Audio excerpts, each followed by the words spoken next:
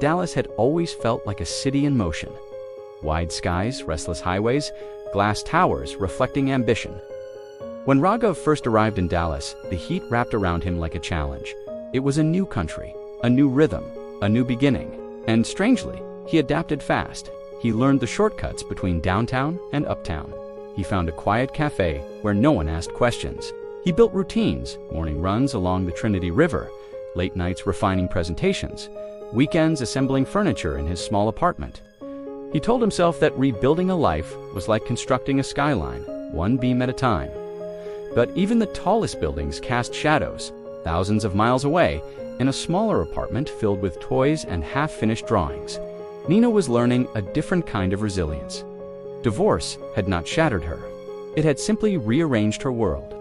Now her mornings began with packing lunchboxes and tying shoelaces. Her son's laughter filled the rooms that once echoed with arguments. Yet when the house went quiet at night, memories slipped in uninvited. She would sit by the window and think of Raghav, of the simplicity they once shared, the plans they never finished drawing. She missed him in small, sharp ways, the way he listened more than he spoke, the way he believed in her when she doubted herself. Distance had not erased him. It had only stretched him thin across continents. Raghav, too, carried her like a folded letter in his heart. He had accepted the solitude, almost embraced it. Loneliness was easier than disappointment. He poured himself into work, into self-improvement, into discipline. He told himself that if destiny wanted their paths to cross again, it would. And if it did, he would marry her. Not out of nostalgia, but because he still loved her. Life, however, had its own blueprints. One afternoon, Raghav received an appointment letter. A new role, a better opportunity. It meant moving again, this time to Washington, D.C. Another new city, another reinvention. He stood in his nearly packed apartment in Dallas, looking at the bare walls. Maybe this is what growth feels like, he whispered to himself. Meanwhile, Naina had started teaching part-time at her son's school. She was trying, not just surviving. Hope had become her quiet companion.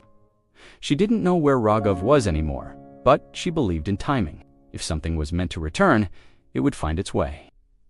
Then one evening, strange, unexplainable, something happened. Raghav was waiting at the airport, watching strangers rush past with luggage and hurried goodbyes. His flight to Washington was delayed. He leaned back in his chair, exhausted, and suddenly, a scent drifted through the air. Jasmine. For a split second, he wasn't in an airport. He was back on a monsoon evening years ago, Naina laughing under a shared umbrella, jasmine in her hair. At the same time, thousands of miles away, Naina paused mid-sentence while reading to her son. A familiar unease brushed her heart. She looked out the window, her breath catching for no reason at all. It wasn't coincidence. It felt like remembrance, like two hearts briefly tuning into the same frequency. Raghav closed his eyes. "Are you thinking of me too?" he murmured. In her quiet room, Naina placed her hand on her chest. "Wherever you are," she whispered, "I hope you're happy."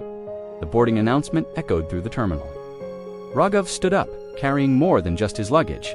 He carried hope, fragile but alive. Washington would be another chapter, another city to conquer. But somewhere in his heart, a door remained unlocked. Because love, real love, does not demand proximity. It waits. And sometimes, in the strangest moments, in a scent, in a pause, in a glance at a stranger who almost looks familiar, it reminds you that paths, no matter how distant, are not always parallel forever.